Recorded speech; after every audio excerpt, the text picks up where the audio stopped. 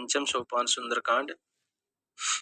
शांतं शाश्वतं प्रमेयमनघं निर्वाण शांति प्रदम् ब्रह्म शंभु फणीन्द्र सेव्यमनीशं वेदांत वेद्यं विभुम् रामाख्यं जगदीश्वरं सुरगुरुं माया मनुष्यं हरे वंदेहं करुणाकरं रघुवरं भूपाल चूड़ामणिम् नान्यस्पृहा रघुपते हृदयेऽस्मदीये सत्यं वदामि च भवानखिलान्तरात्मा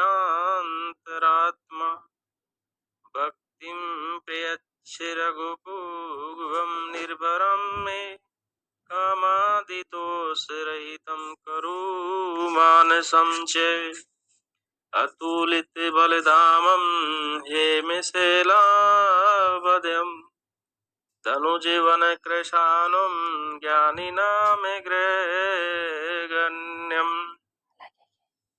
सकल गुण निधानं वानराणां देशं रघुपति प्रिय भक्तं वातजातं नमामि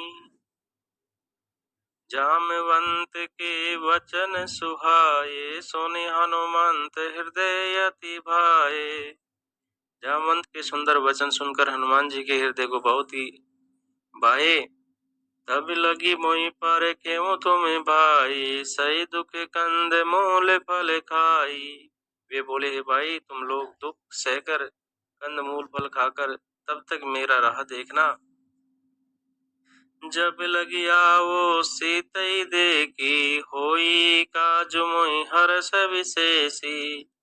जब तक मैं सीता जी को देखकर लौट न आऊं काम अवश्य होगा, क्योंकि मुझे बहुत ही हर्ष हो रहा है। ये कही नाय सबन कहूँ माता चले हर्षि ये धरि रघुनाथा।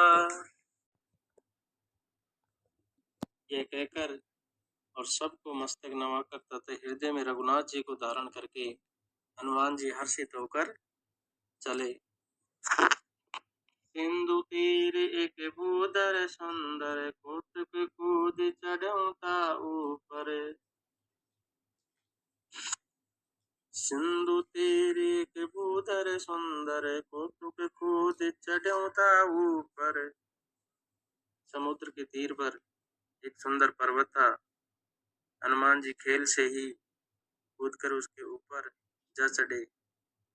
बारे बारे रघुवीर समारी तर क्यों पवन तने बल भारी। और बार बार श्री रघुवीर का स्मरण करके अत्यंत बलवान हनुमान जी उस पर बड़े वेग से उछले। जय गिरि चरण देई हनुमंता चल्यों सुगा पाताल तुरंत। जिस पर्वत पर हनुमान जी पैर रखकर चले वे तुरंत ही पाताल में धंस गया। जिमिया मोग रघुपति कर बाना हे भांति चलो हनुमान। जैसे श्री रघुनाथ जी का अमोघ बाण चलता है उसी तरह हनुमान जी आगे चले। जल निधि रघुपति दूत विचारी ते मैनाक होय श्रम हारी। समुद्र ने उन्हें श्री रघुनाथ जी का दूत समझकर मैनाक पर्वत से कहा कि हे मैनाक तू इनकी थकावट दूर करने वाला हो, उनको विश्राम दे। हनुमान तेहि पर साकर उनकी निपुणान राम काज किने बिनु मोहि कहाँ विश्राम। हनुमान जी ने उसे हाथ से छू लिया, फिर प्रणाम करके कहा हे भाई श्री राम जी का काज किए बिना मुझे विश्राम कहाँ है। जाति पवन सुत देवन देखा जाति पवन सुत देवन देखा जाने कहो बल बुद्धि विशेषा। देवताओं ने पवन पुत्र हनुमान जी को जाते हुए देखा। उनकी विशेष बल बुद्धि को जानने के लिए परीक्षार्थ उन्होंने सुरसा नामक सर्पों की माता को भेजा। सुरसा नाम अहिन के माता पटई नहीं आए कहीं ते बाता।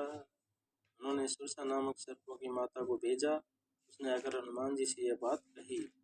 आज सुरन मोहि दीनि आहारा, ओ आज सुरन मोहि दीनि आहारा, सुनत वचन के पवन कुमारा। आज सुरन मोहि दीनि आहारा, सुनत वचन के पवन कुमारा। आज देवताओं ने मुझे भोजन दिया है। यह वचन सुनकर पवन कुमार हनुमान जी ने कहा, राम काज कर फिर मैं आओ, सीता कहे सुधि प्रभु ही सुनाओ। श्री राम जी का कार्य करके मैं लौट आऊंगा और सीता जी की खबर प्रभु को सुना दूं। तब तब बदन पटई आऊं, तब तब बदन पेटई आई, सत्य कहूँ मोहि जान दे माई। तब मैं आकर तुम्हारे मुंह में घुस जाऊंगा, तुम मुझे खा लेना हे माता, मैं सत्य कहता हूँ। कवन्यु जतन दे नहीं जाना, ग्रसिस न मोहि कहूँ हनुमाना। अभी मुझे जाने दे। जब किसी भी उपाय से उसने जाने नहीं दिया, तब हनुमान जी ने फिर मुझे खा न ले। जो जन बरते बदनु पसारा, कपितनु कीन दुगुन विस्तारा। उसने योजन भर 4 कोस में मुंह फैलाया, तब हनुमान जी ने अपने शरीर को उससे दुगना बढ़ा लिया। सोर जो जन मुक्ति ठयऊं, तुरंत पवन सुत 32 भयऊं। उसने 16 योजन का मुख किया। हनुमान जी तुरंत ही 32 योजन के हो गए। जस जस सुरसा बदन बढ़ावा, तासु धून कपि रूप दिखावा। और जैसे जैसे सुरसा मुख का विस्तार बढ़ाती थी, हनुमान जी उसका दुगना रूप दिखलाते थे।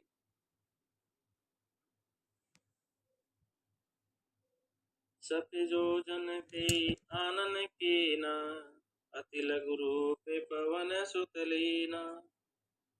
और उसने 100 योजन मुख किया, तब हनुमान जी बहुत ही छोटा रूप धारण कर लिए। बदन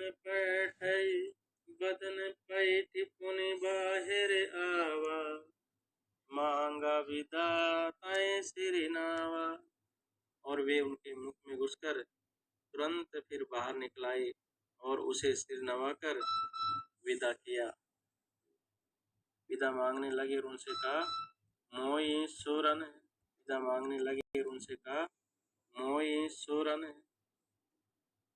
सुरन जय लागे पटावा, बुद्धि बल मरम थोरे मैं पावा। मैंने तुम्हारे बुद्धि बल का भेद पा लिया, जिसके लिए देवताओं ने मुझे भेजा था। राम काज सब करहूँ, तुम बल बुद्धि निदान। आशीष दे गई सो हर्ष चले हनुमान। तुम श्री राम जी का सब कार्य करोगे, क्योंकि तुम बल बुद्धि के भंडार हो। यह आशीर्वाद देकर वे चली गई। तब हनुमान जी हर्षित होकर के चले।